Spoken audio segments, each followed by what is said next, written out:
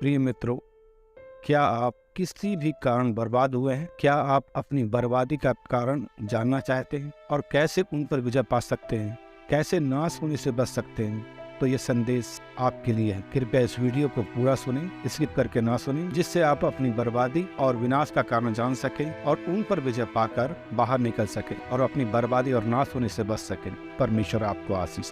प्रभु यीशु मसीह के पवित्र और सामर्थ्य नाम में आप सबको जय मसीह की। विश्वास करता हूं कि आप सब लोग कुशल पूर्वक होंगे, और यदि नहीं तो मैं आपकी कुशलता के लिए और आपकी आशीष के लिए हमारे उद्धारकर्ता प्रभु यीशु मसीह से प्रार्थना करता हूं कि प्रभु आपको सदा आनंदित भला चंगा रखे।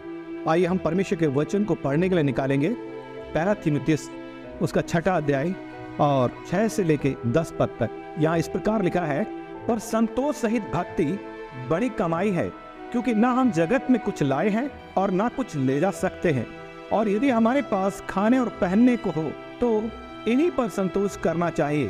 पर जो धनी होना चाहते हैं वे ऐसी परीक्षा और फंदे और बहुतेरे व्यर्थ और हानिकारक लालसाओं में फंसते हैं, जो मनुष्य को बिगाड़ देती है और विनाश के समुद्र में डुबा देती है। क्योंकि रुपये का लोभ सब प्रकार की बुराई की जड़ है, जिसे प्राप्त करने का प्रयत्न करते हुए कितनों ने विश्वास से भटककर अपने आप को नाना प्रकार के दुखों से छलनी बना लिया है।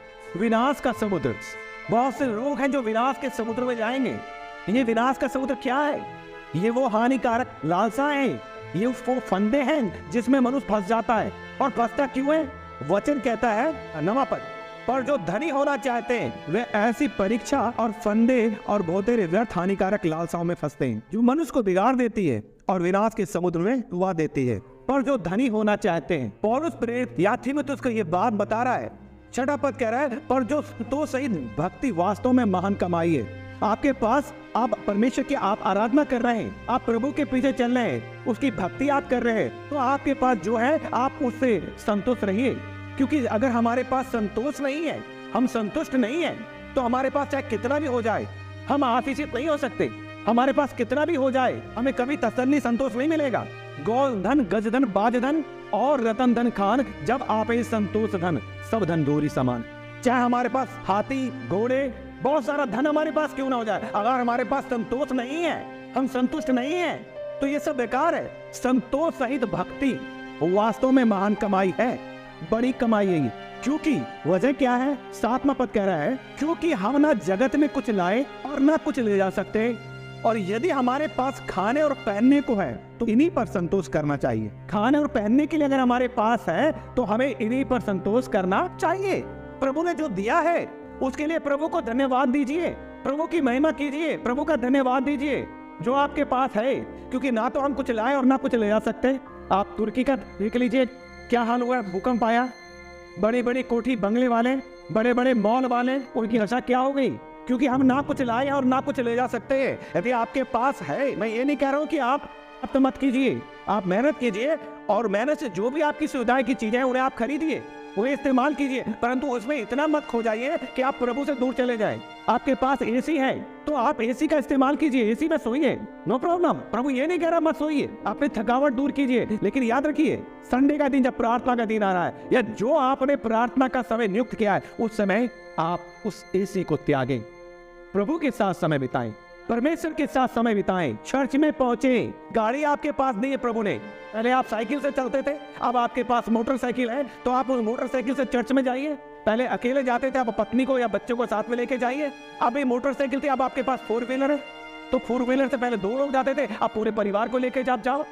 तब है ना कि आप और काम तो कर रहे हैं, लेकिन आप प्रभु की महिमा भी कर रहे हैं। लेकिन जो चीज आपके पास नहीं है उसके लिए प्रभु से प्रार्थना कीजिए, परंतु उसके कारण परेशान मत होइए। आपको संतुष्ट होना चाहिए, आपको संतोष होना चाहिए कि मेरे पास प्रभु जो दिया है मैं उसमें संतुष्ट हूँ। कल की चिंता मत कर, कल क्या खाएगा, क्या पिएगा, वचन कहता है कल का दिन अपने आप अपनी चिंता कर लेगा। आज के लिए मांगो, प्रभु के लिए मैं फिर कल मांग लूंगा। अब कल को लेकर हम आज परेशान हो रहे हैं कि कल क्या खाएंगे। जैसे वो सारपत की विधवा, वो कहती थी मुट्ठी बनाटा कुप्पी में थोड़ा सा तेल है, कल हम क्या खाएंगे? मैं और मेरा बेटा इसे खाएंगे और मर जाएंगे। नहीं, आपके पास जो संतुष्ट, उसका प्रार्थना कीजिए, परमेश्वर आशीषित करेगा। कि ना कुछ ले जा सकते, यदि हम यहाँ से ले जा सकते तो इसी दौड़ भूख में लगे रहते। हाँ, चर्च का समय है, हम दूसरे और कामों में समय बिता रहे हैं, हमें पता है कि आप प्रभु का दिन है, आज हमें चर्च जाना चाहिए। वो दिन जो पवित्र दिन है, वो दिन जो विश्राम का दिन है, उस दिन हमने अन्य कामों के लिए रख लिया। वो दिन, उस दिन हम और काम कर रहे हैं। क्यों भाई? कैसे हम विश्वासी, कैसे हम मसीह? क्या हमें पता नहीं विश्राम दिन है? क्या हमें पता नहीं पवित्र दिन है? क्या हमें पता नहीं प्रभु के साथ समय बिताने का दिन है? कि हम अपनी संगति, अपनी फेलोशिप के साथ, अपने विश्वासी समूह के साथ हम लोग प्रार्थना करते हैं, हम अपने मसीहों के साथ मिलकर के प्रार्थना करते हैं। ये वो समय है, वो दिन है। तो आपने उस दिन के लिए और काम नियुक्त कर लिए। 6 दिन परमेश्वर ने आपको दिए हैं, आपने बार बार पढ़ा होगा। उसके बाद भी कब तक ये चलता रहेगा हमारे जीवन में? वचन ये कह रहा है कि हम ना तो कुछ लेकर के आए और ना कुछ ले जा सकते यहाँ से। तो फिर क्यों संसार की दौड़ में हम दौड़ रहे हैं? मसीह के पास आने के बाद भी हमारा वही तरीका, लाइफ स्टाइल वही। क्या फायदा मसीह के पास आने के बाद? जो पहले कर रहे थे वो आप कर रहे हैं। वचन कह रहा है हमारे पास खाने और पहनने को है, इन्हीं पर संतोष करना चाहिए। पक्षियों को देखो जो ना बोते ना काटते, जब मैं उन्हें देता हूं तो तुम उनसे कितने मूल्यवान हो। जब प्रभु स्वयं कह रहा है कि तुम मेरे लिए मूल्यवान हो, तुम मेरी आंखों की पुतली हो, मुझे तुम्हारी चिंता है, मुझे तुम्हारा ध्यान है, मैंने तुम्हें नाम लेके बुलाया है, तुम मेरे ही हो, मैं ना तुम्हें भागूंगा ना कभी छोड़ूंगा, संसार के अंत तक सदैव मैं तुम्हारे साथ रहूंगा। तो क्या हम उसकी प्रतिज्ञाओं पर विश्वास नहीं करते? हम कैसे विश्वासी, हम कैसे मसीही? प्रभु की प्रतिज्ञा बोझिल नहीं है, ये सामर्थ्य है। हमें उन वचनों को क्लेम करें। वचन क्या कह रहा है? नमापत जो धनी होना चाहते हैं, मनुष्य क्यों बिगड़ जाता है? क्यों? क्योंकि वो परीक्षा और फंदे में फंसता है। और परीक्षा में फंदे में क्यों फंसता है?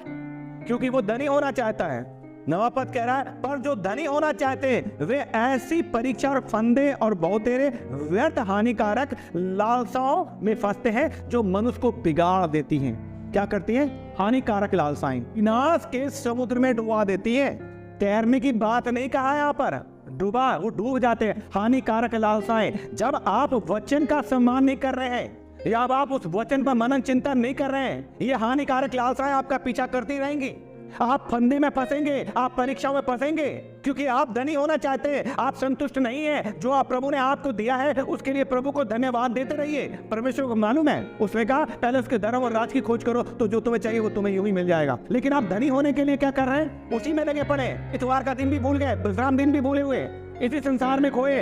तो हम हानिकारक लालसा में फंसेंगे, फंदे और परीक्षा में फंसेंगे और बहुत सी हानिकारक लालसाओं में। और फिर क्या होगा? वचन कहता है और विनाश के समुद्र में डुबा देती हैं। ये लालसाएं मनुष्य को बिगाड़ देती हैं और विनाश के समुद्र में डुबा देती हैं। क्योंकि लोग क्या कर रहे हैं? आज धनी होने के लिए कई प्रकार के अलग अलग काम कर रहे हैं, किसी भी तरीके से हानिकारक लालसाएं पैदा कर रहे हैं अपने अंदर। जब उन्हें नहीं मिल पा रहा है तो वो अलग अलग तरीके से कर रहे हैं। आपने आए दिन पेपर में पढ़ते होंगे, न्यूज में देखते होंगे कि इतने ड्रग्स बेचने वाले पकड़े गए, इतने अफीम बेचने वाले पकड़े गए, इतने स्नैक बेचने वाले पकड़े गए और इससे उसका मृत्यु हो गई, ये खाने से वो मर गया।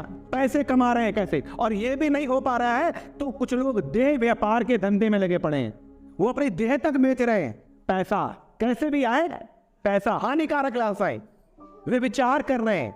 परमेश्वर का वचन कहता है क्या तुम नहीं जानते कि तुम परमेश्वर का मंदिर हो और परमेश्वर का आत्मा तुम में वास करता है?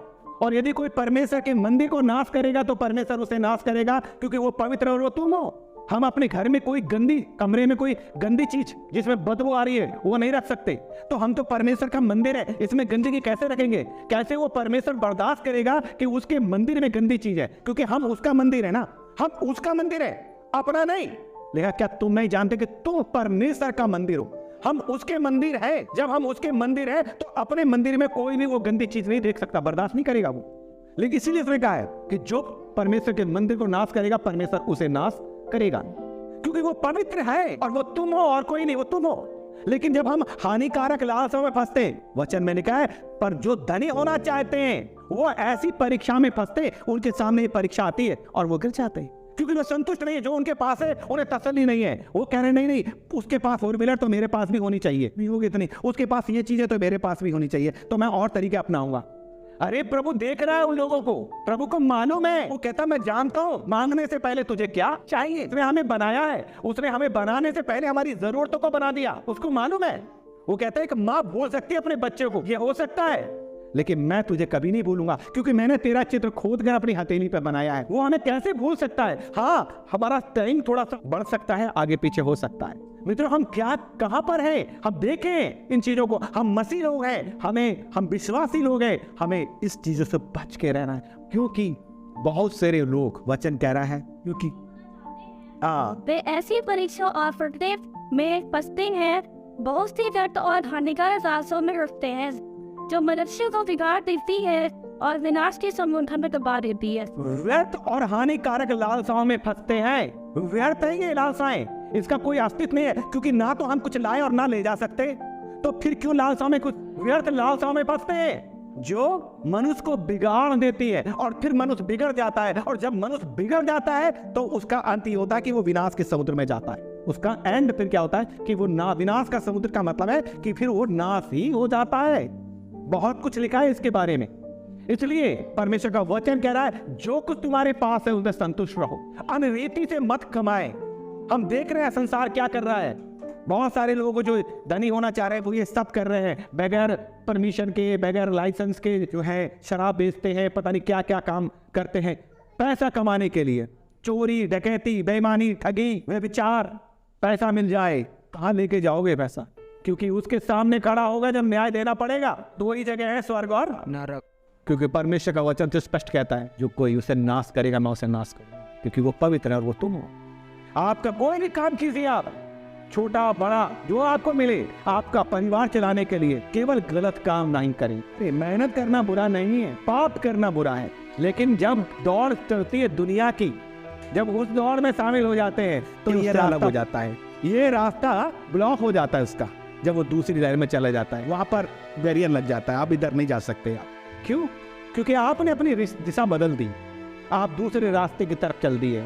संसार के लोग कर रहे हैं ऐसे, संसार में हो रहा है और आप भी उस संसार में रहते हैं, इसलिए चौकस और सावधान रहो। देखो बहुत सारे लोग हैं, मत तुलना करो किसी को। हाँ भैया तू बड़ा है, ठीक, मैं छोटा ही सही, मैं प्रभु की दृष्टि में मेरा मूल्य है, तेरी दृष्टि में मेरा मूल्य कुछ नहीं है, तेरी दृष्टि में मेरी कोई औकात नहीं है, मेरा कोई मूल्य नहीं है, लेकिन मैं प्रभु, अपने प्रभु की आंखों की पुतली हूँ। प्रभु की दृष्टि में मेरा मूल्य है, क्योंकि सादगी वाला और इस तरीके का जीवन तो उसे चाहिए, क्योंकि प्रभु तो हमारा बिरला ही है, जो चरनी में जन्म लेता है, जो कोड़ियों के साथ बैठता है, वो पाप से प्यार नहीं करता, पापी से प्यार करता है। तो आप जो कुछ भी हैं देख रहे हैं, इस संसार में रहते हुए अपने आप को निष्कलंक दान बन के उसके चरणों में अपने आप को समर्पित कर। रोमियो 12 अध्याय और उसका 1-2 पद, और उस पर रोमियो के कलीसिया को लिख रहा है, वो ये कह रहा है, इसलिए हे भाइयों मैं तुझे परमेश्वर की दया स्मरण दिलाकर विनती करता हूँ कि अपने शरीरों को जीवित, पवित्र और परमेश्वर को भावता हुआ बलिदान करके चढ़ाओ, यही तुम्हारी आत्मिक सेवा है।